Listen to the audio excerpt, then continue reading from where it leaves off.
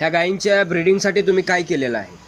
म्हणजे आम्ही बाहेर देशाहून जे आले ते एम्ब्रिओ ट्रान्सफर करतो किंवा ब्रूट ती काढायचं एक्सेल त्यांची सिमेंट सुद्धा भरतो, म्हणजे त्यांची पैदास चांगली होते. बरं, तुम्ही सिमेंट्स बाहेर मागवून हे गायींना तुम्ही दिलेलं आहे? हो हो. बरं, त्याचा काय फायदा जाणवला तुम्हाला?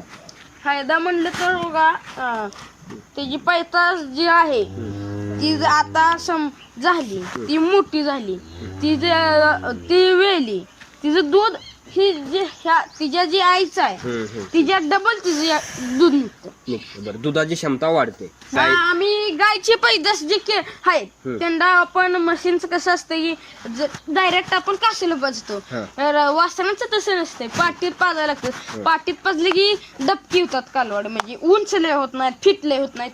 आम्ही बकेट आणले, त्यात वतायचे दूध आणि हेच बकेट ह्यात दूध वतायचे आणि वासरांच्या तोंडात ही द्यायचे, म्हणजे ही थान ही सेम दिसतं. ती थानाला पेल्यावानी